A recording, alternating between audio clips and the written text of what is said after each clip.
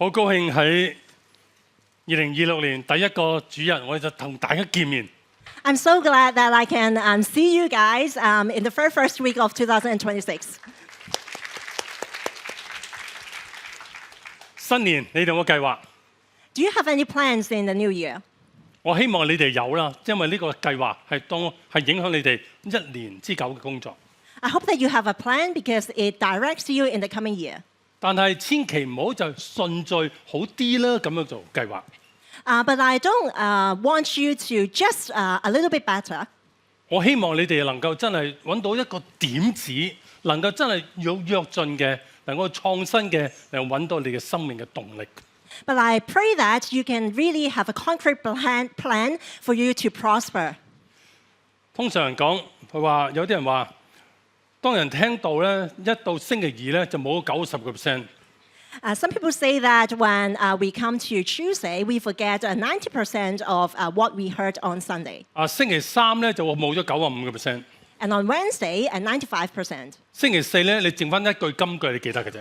And Thursday, you just have a Bible verse left. 我想問上個禮拜聽到你記得啲乜咧？ And last week, what do you remember? 你放心，我已經有心理準備，我唔會受傷嘅。And I'm not afraid of your answers because I know the answer. 你仲記唔記得呢個120度嘅窗口啊？ Do you remember 120 degrees a window? 你仲記唔記得有個山窿同埋隧道啊？ Do you remember the cave and the tunnel? 記唔記得啊？That's good. We have no， 即係話我起碼有一樣你記得。And thank God we at least have one thing to remember. 但有一樣我希望大家真係記得就係創新係有個原則嘅。And I just remember that there is concept or a principle in innovation. 創新係要等於有新穎性，再加有實踐性，再加一個價值創造喺入邊。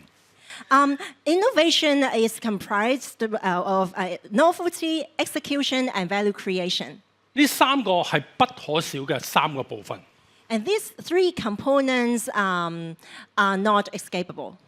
但所以你可以睇到創新本身佢嘅特質咧，係唔係用你有幾多嘅即係幾多嘅科技你先能夠做到創新。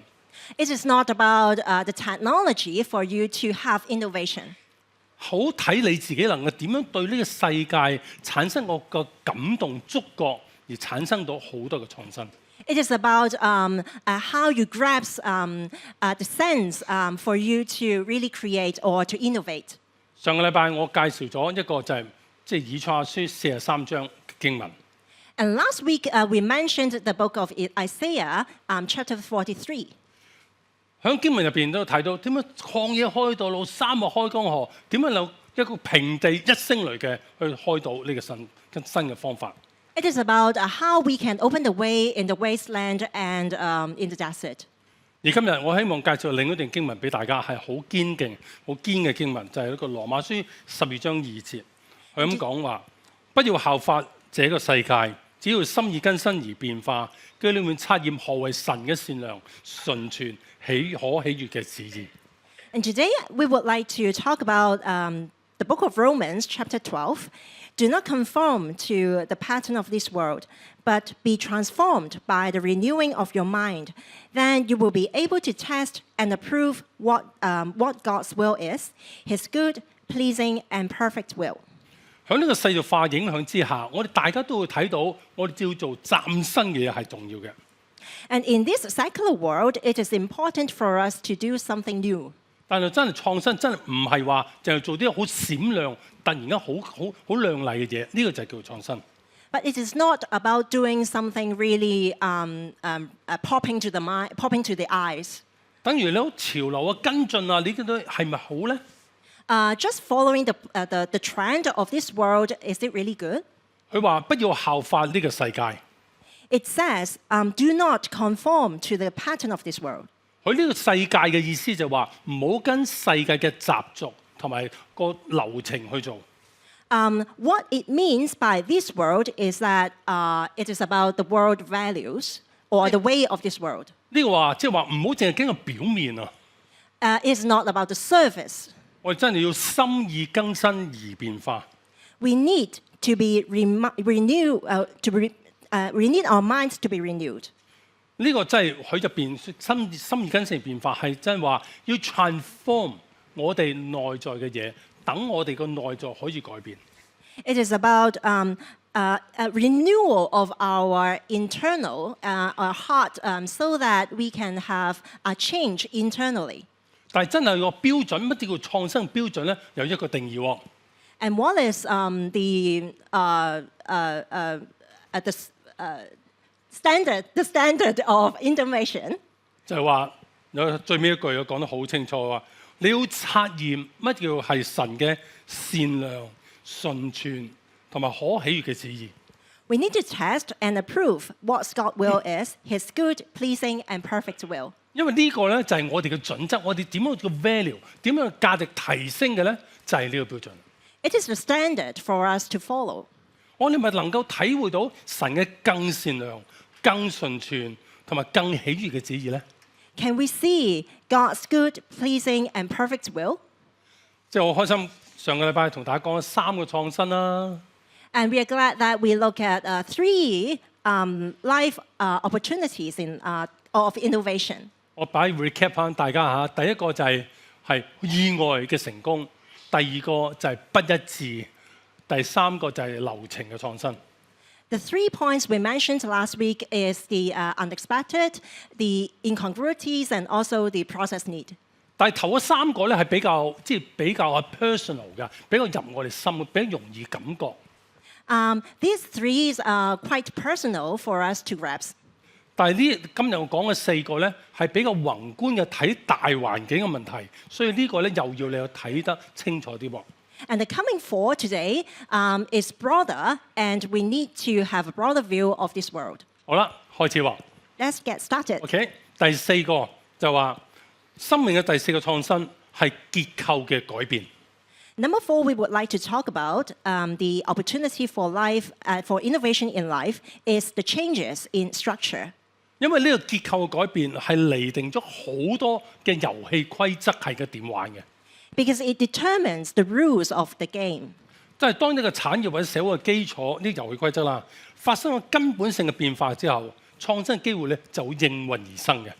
When the fundamental rules of an industry or society undergo a fundamental change, opportunities for innovation arise. 你會睇到就好多時都係科技性會引導我哋變化嘅嘢。We always see how technology leads us to change. 不過我俾你睇下聖經度有咩嘅例子係咁啊？ Let's take a look at the scripture.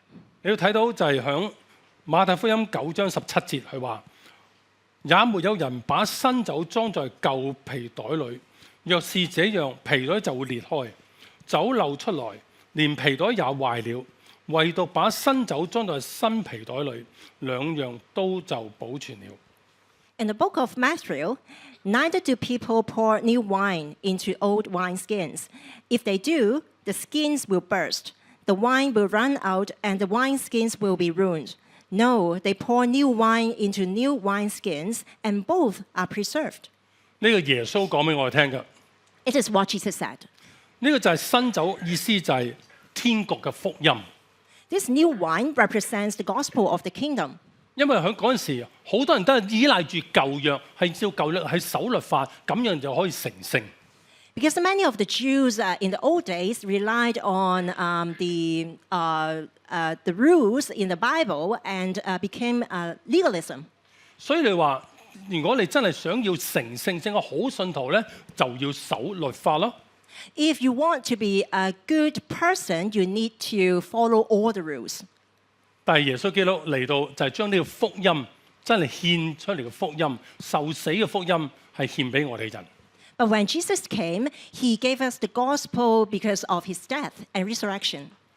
福音睇嚟上一個完全扭轉成個局面嘅方法。 The gospel is bringing the world upside down. 但係諗下，福音係要靠教會去傳開，靠你去傳開嘅。 But the gospel needs us, the church, to spread out. 所以話，即係舊約嗰陣時，佢就係用祭，用唔同嘅祭啦，或者唔同嘅方法去用個聖職人員去傳福音嘅。In the Old Testament, it depends on the temple officials or the holy person to spread the good news. 但係到咗新約嗰陣時就唔係咯喎，佢用咗普通人能夠將個福音傳開，所以就能夠用一個小嘅地方猶太地方轉成咗世界嘅宗教。But in the Old Testament, in the New Testament, it relies on the ordinary people to spread the good news to the world. 好似響舉翻現實，你睇大家知唔睇唔睇到近嚟啲鋪咧係咁，即係啲商業鋪咧係咁閂門，係咁空置啊！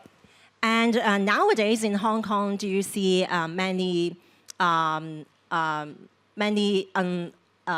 rented shops on the street? 呢個就係零售市場係下降喎。 So the retail market declined, 咁有個會上升喎，網購市場係咁上升喎， but the online shopping grows. 係咪啊？呢個就係結構性嘅轉變出嚟嘅結果。 So that's exactly it's the change in structure.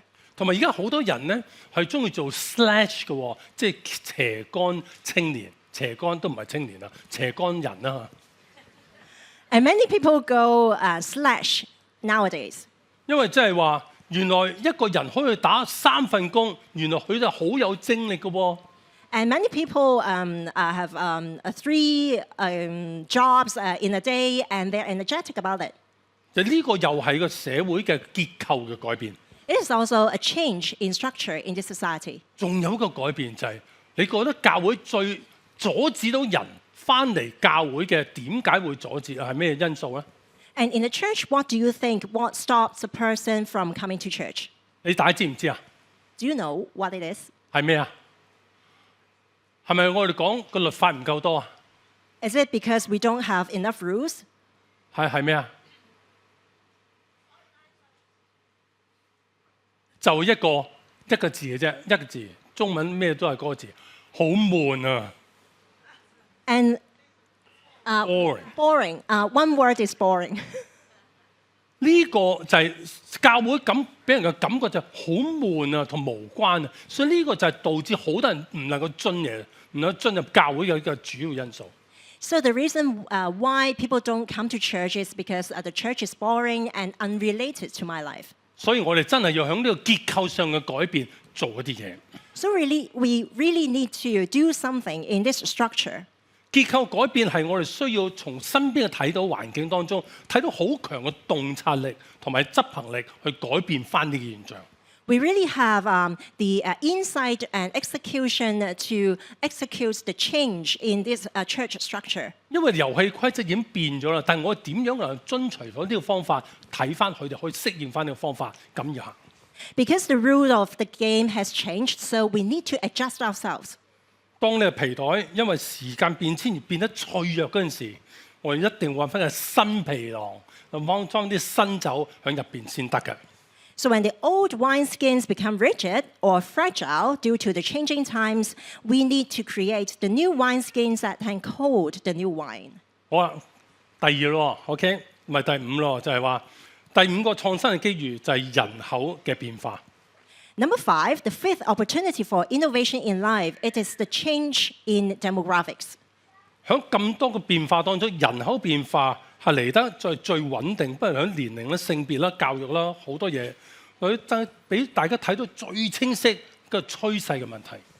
According to the age, gender, education level, income, etc., it is the most clear and predictable trend. 雖然呢個變化係好似好慢啊，但係呢個最真實嘅。 It is quite slow, but it is the most stable. 入邊會包含咗好多人嘅需要啦、社會需要啦，同埋價值觀嘅需要，去點樣睇到呢個變化產生。 So we can see the need, the value, the lifestyle of people to execute the change. 如果我哋真係能夠掌握到人口嘅變化呢件事咧，但呢個就係你會睇到好大嘅空間俾大家做嘢。 When we can really grasp the change in demographics, we can have lots of things that can do. 其實有時呢個問題就係點解冇人睇？咁多人都咁睇到㗎，知道㗎，點解冇人好似好重點去做咧？ Actually, many people see this change, but not many people execute the change. 因為好簡單，大家忙啊，忙嘅即係做啲急嘅事先啦。咁長嘅嘢俾下遲啲先做，一遲咗就唔做噶啦。Because most of the time we do something urgent, but delay what is the most important. 又舉個例俾你聽，喺聖經度有咩例子？ And there is another example in the Bible. 喺尼希米記7章4節，佢咁講話：城至廣大，其中的民卻稀少，房屋還沒有建造。 In the book of Nehemiah, now the city was large and spacious, but there are a few people in it, and the houses had not yet been rebuilt. 大家記得尼希米記52重建城牆呢個故事嘛？ So, do you remember the story of rebuilding the city walls with 52 days? 即係呢個好興奮喎！尼希米用52日重建翻，用嗰度嘅人重建翻嗰度嘅城牆嚟守護翻嗰個城。 So it is a very exciting story in the Bible by just spending 52 days to rebuild the wall of the city. 但係呢個咧係尼希米記講到第6章已經建成㗎啦。 But it is actually done in chapter 6 of the book of Nehemiah. 咁到第7章講話，佢入邊得好少人喎，呢個唔夠人做嘢，就嗰個人口好少啊。 But in chapter 7 of this book, we see there are actually not too many people there. 但係喺尼希米記11章，佢提出一個好具體嘅方案。 But in chapter 11, it is a suggestion or a proposal how to change it. 就係佢係希望大家從多咗嘅民眾抽籤，係抽到1/10嘅人進駐翻落去嗰個城中，去鞏固翻嗰個城嘅位置。 So by casting lots or encouraging the citizens, Nehemiah moved the people from the countryside into the city. 呢個係喺聖經裏邊好少講到嘅，佢哋真係點樣去產生翻呢個咁嘅動力，重新去做嘅咧？ It is a very clear case of solving the situation in the city by this innovation. 咁你問香港有乜嘢嘅處境係有好巨大嘅人口變化咧？ So is there any concrete example in Hong Kong nowadays? 大家就諗到有乜嘢人口變化？ So do you see any change in demographics in Hong Kong? 其實香港喺過去嘅大約10幾20年啦，都係保持喺700幾萬人度嘅。 So in the past 10 or 20 years, we stick to around 7 million people in Hong Kong. 但係真係喺人口變化當中有一個好具體嘅，喺呢過去呢5年係產生具體嘅改變。 But in the recent 5 years, we have a very clear change in our demographics 因為就係普通話人口嘅進駐。 because of the Mandarin population. 因為普通話佢有分咗幾個階段，有高才啦，有嚟讀書啦，同埋嚟做嘢嚟遊樂嘅，即係呢啲咁嘅人。 There are different reasons for them to come to Hong Kong, like intellectuals, a career, or to study. 但係我哋睇到呢個係福音嘅機會， But it is exactly the opportunity of gospel. 因為喺大陸而家係真係教會比較控制得好嚴，所以話如果佢嚟到香港，能夠真係知道所主耶穌基督，就算走到去邊度，佢都係一個好大嘅空間去認識知道呢件事。 Because there are not too many chances to know the gospel in the mainland, but if they come to Hong Kong, they can really know Jesus. 人口嘅變化唔係一啲冷冰冰嘅數字， The change or the data of demographics are not something cold. 如果我哋能夠把握呢啲數字，將佢轉化成為有同理心嘅福音嘅工作咧，話呢個就 powerful。 But if we can turn these cold statistics into empathy, then it can be powerful. 所以對人口統計入邊，持續嘅關注同埋理解呢件事咧，係對長期嘅工作係非常有效嘅。 Continuous attention and deep understanding of the demographic data can be the cornerstone for formulating the effective long-term strategies. 好啦，第6個啦喎， So number 6, 哇，係咪好快啊？去得嚇？嚇，第6個就係話第6個創新機遇咧，就係認知同埋意義嘅改變。So number 6, the 6th opportunity for innovation is the change in perception and meaning. 你好得意嘅喎，有啲嘢就係、有啲嘅本質冇變，但係佢內容意義會改變咧，你要產生好多創新機遇。 The facts may not change, but the way people see the facts can change. 咁我俾睇相啊，俾大家睇。 We can take a look at this picture. OK， 你睇到喎，你睇到呢個係半杯空嘅水，定係半杯滿嘅水？ Is it a cup of half empty or half full water? OK， 嗱，我又要你舉一手喎，好嘛？ So 喐 we 下啦，好 can 嘛？ raise our hands. 嗱，你只係準舉一次喎， So you just can raise once. 唔準舉腳喎，舉 Just 手。 raise your hands. OK， 邊個覺得呢杯係一杯半杯空嘅水？大家舉手。 Do you think it is half empty? You can raise your hand. 呢啲好真實呢啲人啊！我邊個覺得你半杯滿嘅水？ What about half full? You can raise your hand. OK， 我見到有啲人冇舉手。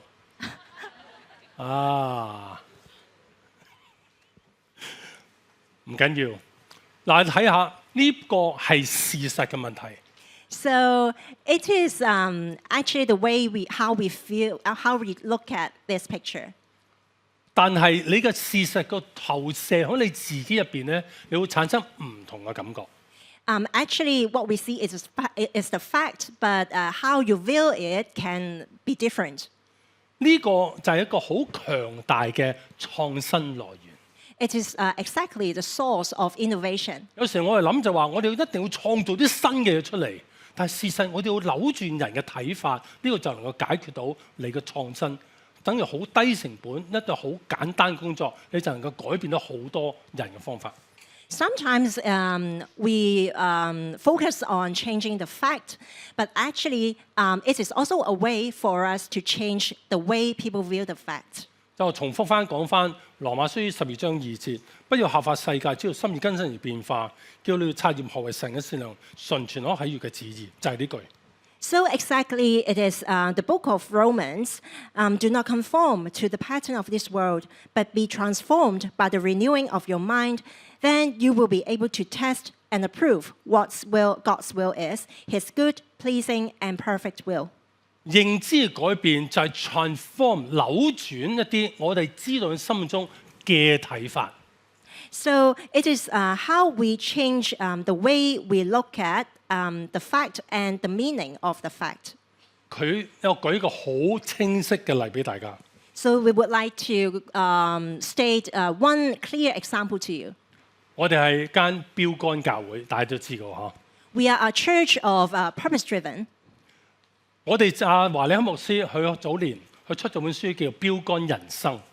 So Pastor Rick Warren launched a book called A Purpose-Driven Life.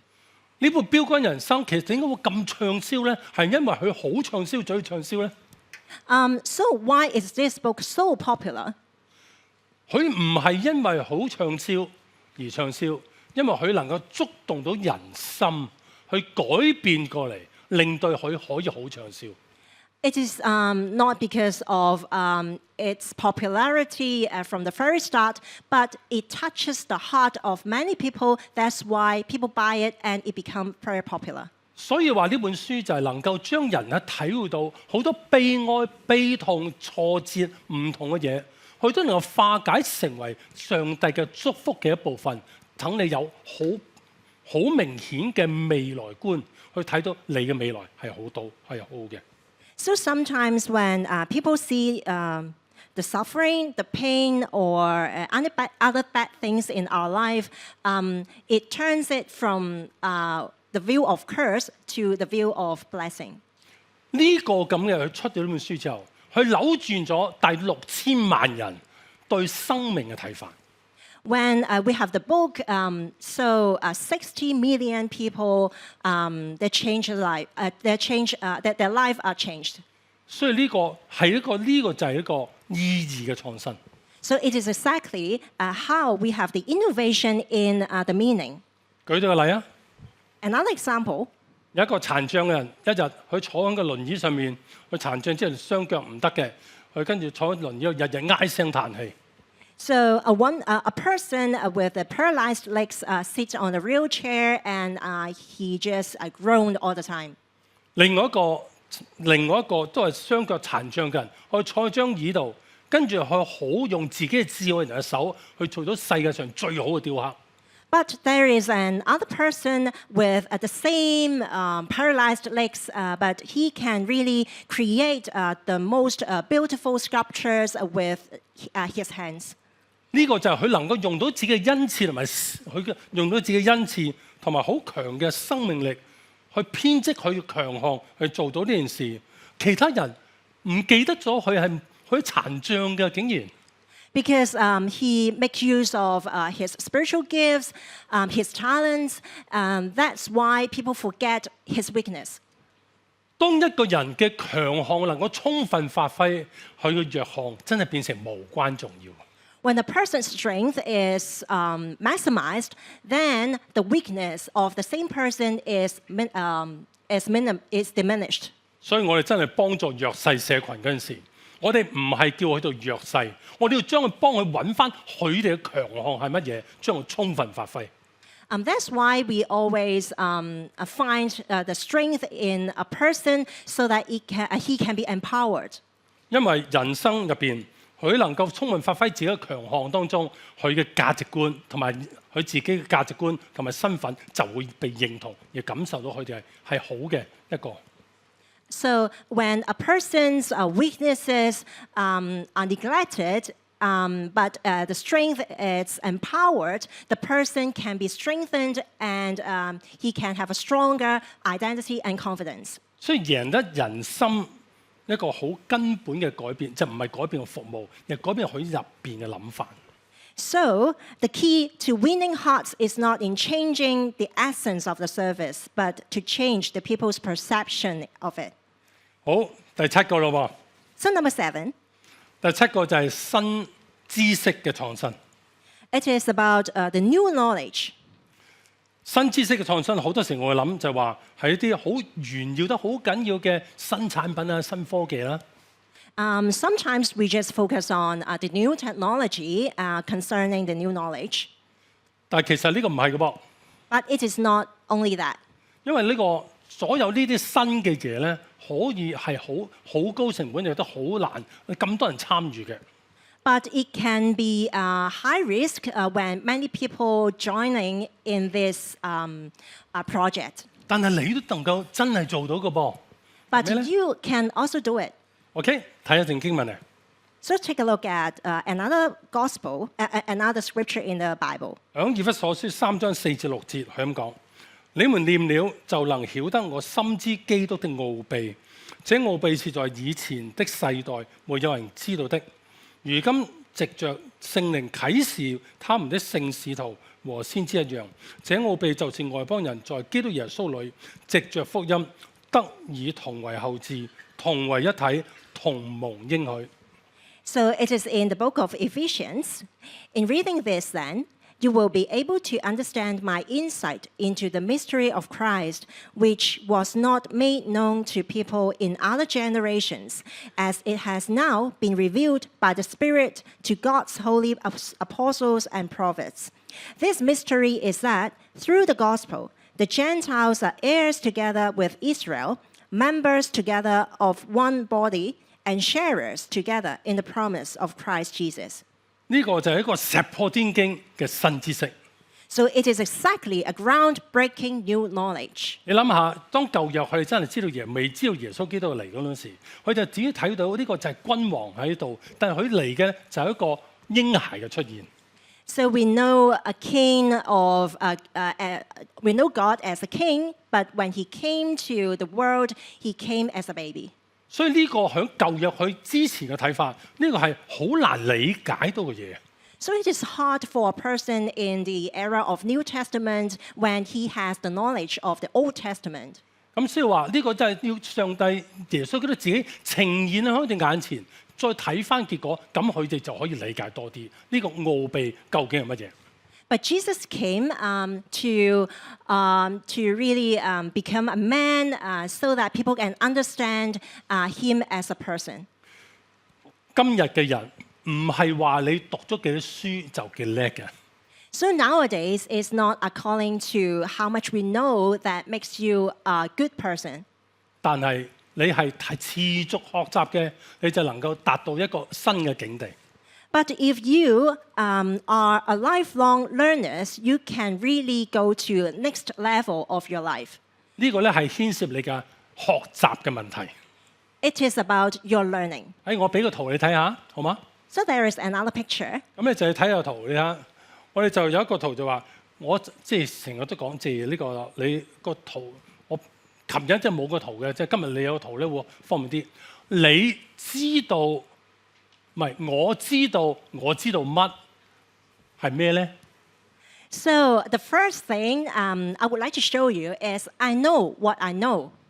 即係話我知道乜咧，就代表我啲已知嘅知識咯，係 known knowledge。 So it is when we talk about I know what I know, then it is about the known or existing knowledge. 係咪 ？OK 嘛 ？OK 個頭唔暈啊嘛 So we can go to the next 我 before you next slide get 係嘛 faint.？第二個咧就係話我知道我唔知道乜。 And the next thing is I know what I don't know. 咁呢個咧就係我學習方向，我想學嗰啲嘢啦， So it is the learning direction. 係咪啊？啱啊嗬，都啱啊嗬。第三個啦So number 3, 就係我唔知道我知道乜。 and the third thing is I don't know what I know. 點會有人我唔知道我知道乜嘅咧？ But how come I don't know what I have known? 你哋講唔講得出啲好複雜嘅藥嘅名啊？知唔知啊？你講唔講得出啊？ Can you talk about or to name the pills that you take when you're sick? 因為呢啲你從來冇冇睇過啊嘛，梗係唔識啦。 Because you really haven't learned it, then you don't know. 你唔知道啊？呢啲叫隱性知識係充斥咗你嘅頭腦㗎。 But it is a kind of hidden knowledge you know that can help you.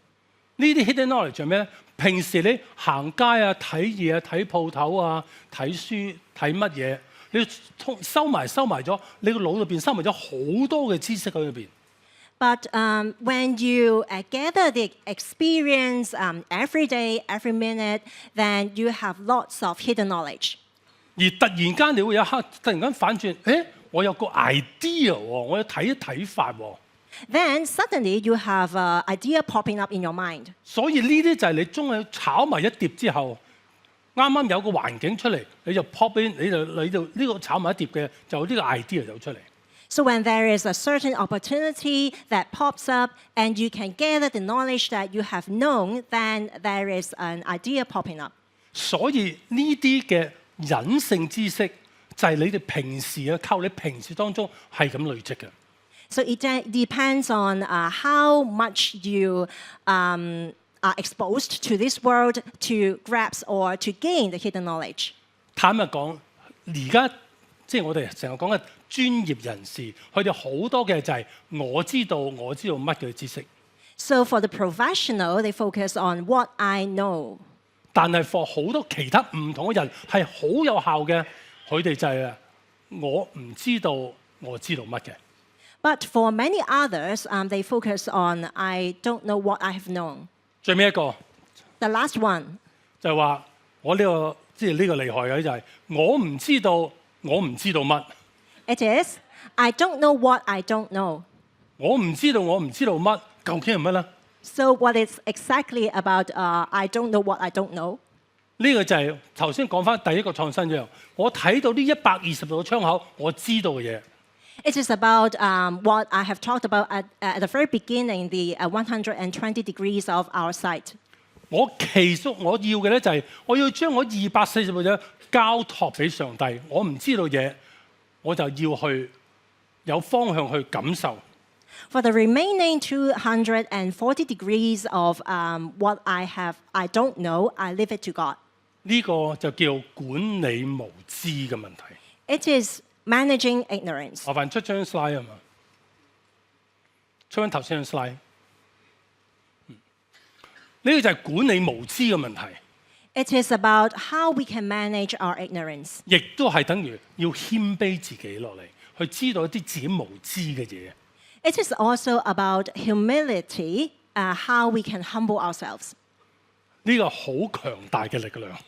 It is a very strong character in us if we can be humble.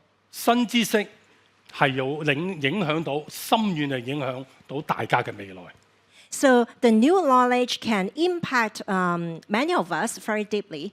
但係新知識一定要用自身嘅能力去感受，用自身嘅使命投入落去，你係產生顛覆性嘅創新出嚟。 But we also need the humility or our character or integrity so that we can contain this new knowledge and practice it as an disruptive innovation. 7個創新講完啦喎，咁我可以唔使講道啦。 So we have finished talking about the 7 points. 但係話俾你聽，我而家向大家公佈一個我哋教會嘅嶄新消息。 But at this time, I would like to tell you the very brand new innovation in this church. 呢個我哋嘅創新，呢個係融合咗我哋頭先講嘅7個創新好多部分，而形成咗呢個計劃產生對教會嘅影響。 It comprises the 7 points I just mentioned to make an impact because of in this church. 所以呢個我就係未同大家講過，今次係第一次講嘅。 So it is very new, and I have never spoken it before.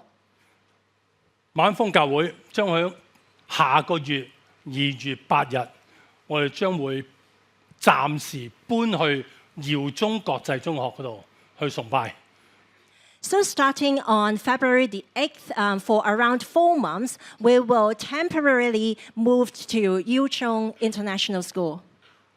耀中即係國際中學係未試過同第二啲教會合作，但係佢喺九龍塘係好多車位㗎，肯定即係呢個好緊要。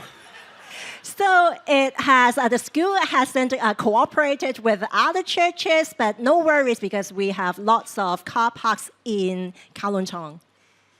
我哋點解要搬去耀中咧？ So why do we need to move? 我哋落下一張。但係嗰個耀中咧，我哋就係星期六我哋唔能夠用佢嘅，所以我只係 focus 翻響星期日係做3場崇拜。 Because the school can't make the room on Saturday, so we focus on doing the weekend services on Sunday. 你會睇到我哋星期日10點中英文堂，12點英文堂，而下晝2點係廣東話堂。 So we can see the 3 services here on Sunday at 10 a.m. It is bilingual service. Sunday 12, it is English service, and Sunday 2 p.m. it is the Cantonese service. 我哋其實大家都知道咧，我哋今年我哋個教會嘅增長真係好好，咁所以就做咗第4堂崇拜咧，我哋真係有成100幾200人嘅增長。 So we have growth in this church, and on the 2 p.m. service, or overall, we have 200 and 300 growth. 但係咧個代價咧就係我哋班同工咧係攞埋條命嚟搏嘅，一班同工就4場崇拜係即係頂唔順嘅。 But it is quite demanding for the whole church because our energy or our resources are tiring. 係啦，啱㗎啦。但係我哋睇見普通話群體嘅無聲，我哋打算響我哋搬遷即係去嗰度之前，我哋再搬翻嚟之後，我哋響嗰度有場普通話英文崇拜響嗰度發生。 So we can see the rise of the Mandarin population in Hong Kong. So when we can move back to the Sparkle, in Yuchong, we can still have the Mandarin service. 所以呢個係一個變相一個革新，我哋真係咁樣革新嘅出現。 So it is exactly the innovation we are doing. 我哋真係唔係講道，我哋係行道嘅教會。 We don't just talk about the Word of God, but to act on the Word of God. 新嘅有目的嘅創新係永恆嘅使命。When we have the purposeful innovation, it can bring an internal mission. 我哋絕對唔能夠將個硬邦邦嘅創新理念就咁搬去教會，搬俾個人嘅當中。We can't blindly just put the concept to this church, but not to innovate. 我哋真係唔係追求緊一種潮流嘅滿足感，俾大家睇到我係好潮啊，唔係咁樣。We do not chase the trends or just to pursue something new. 我希望能夠將呢件事擺俾作為萬民傳福音嘅工作，令到更多人得到醫治同埋幫助。But we want to bring more healing and hope to this world because of the gospel.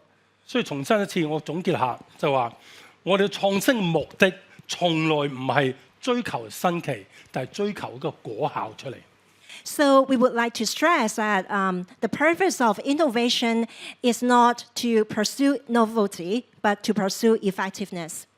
第二，我哋創新總有框架嘅， And we also have the framework for innovation. 所以話而家俾大家睇到創新嘅7個框架，我真係好感受到要總結一個字，用一個字嚟講一個創新嘅話係乜咧？ If we need one word to describe innovation, what is it?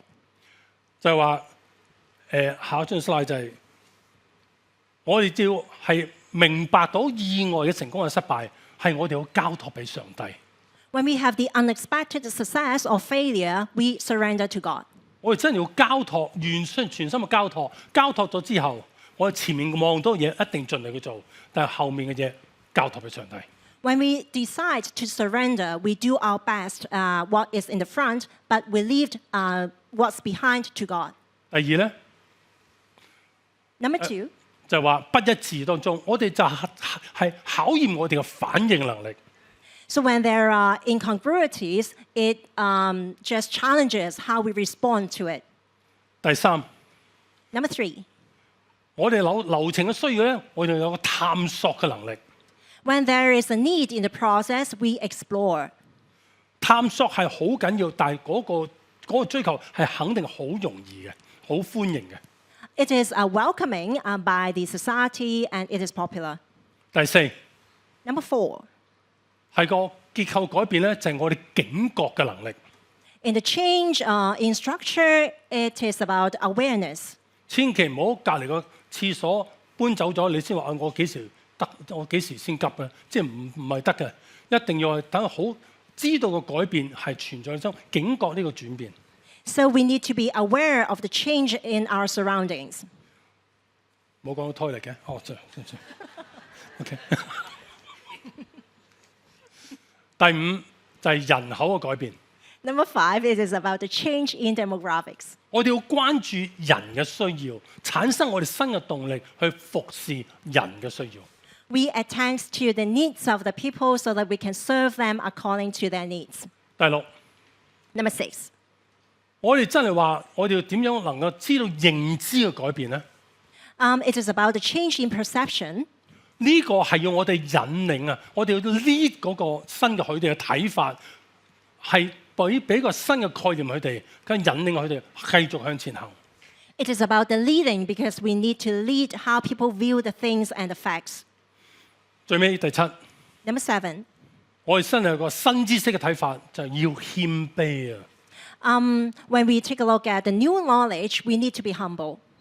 冇謙卑，你停止學習嘅話，你就停止響你而家啲原位繼續去磨啦。 When we are not humble, we stick to the old, then we don't have growth. 所以呢7個創新就唔係俾大家睇到創新係新科技嘅問題，呢個係我哋心靈嘅問題。點樣牧養你自己，等你哋有個創新嘅理念。 So innovation is not just about the new technologies, but the renewal of our mind or eternally, so that we can have a heart to make new things.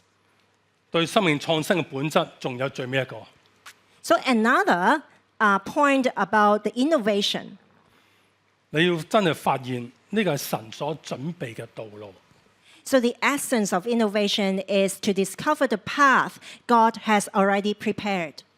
歸根究底，創新唔係發明一個新事物，而係發現上帝早已經準備咗嘢俾我哋同行嘅。 Innovation is not about inventing the new things, but discovering the path God has already prepared for us. 我相信喺呢個浪潮當中，我哋能夠緊握真理，以愛來方法，我哋一定能夠照耀呢個盼望黑暗嘅世界。 So, in this tide of the world, we stick to the truth based on love, and we can act according to our courage. 我哋一齊祈禱啊嘛！ Let's pray. 慈悲天父，主，我感謝你嘅愛。 Dear Jesus, we thank you for your love. 我哋知道呢間教會係你嘅，係絕對係你嘅。 This church is yours, definitely yours. 因為我知道喺你嘅智慧之下，我哋能夠有機會聽到呢7個機遇。 Because when you are willing, we can know or to act on these 4 innovation opportunities. 求你賜俾我哋勇氣，把握每個機遇。 Give us the courage to grasp the opportunity 我哋真係唔會再留戀喺呢個安舒區當中。 so that we don't stick to the comfort zone. 我哋敢於面對自己嘅不足，而跟住去改革、去謙卑自己，繼續向前。 We face the weakness of ourselves, but to have the courage to face the uncertainty in front of us. 求聖靈你光照我哋， May the Holy Spirit enlighten us. 幫我哋驅散嗰啲僵化同埋傳統嘅思維， May you cast away the rigid mindset in us 能夠聽到真係人嘅聲音同埋社會嘅聲音。 so that we can have the capacity to listen to this world and know their needs. 同埋觸摸到人嘅需要，觸摸到社會嘅需要。 And we can hold or to grasp the needs of this world and the people. 求你叫我哋都能夠轉化，唔係單係迎合世界，我哋更加引領世界。 We don't follow the world, but to change the world. 所以好希望上帝你喺我度用住你嘅真理同埋你嘅愛去傳遞俾我哋嘅下一代。 Lord, may you give us the truth and the love so that we can spread to the others. 求主你真係保守我哋，都係繼續有活力、有盼望，成為社會嘅光同埋鹽。 Give us the energy, give us the hope so that we can be the light of this world. 我哋咁祈禱係奉主耶穌基督嘅名求。 In Jesus' name we pray. Amen.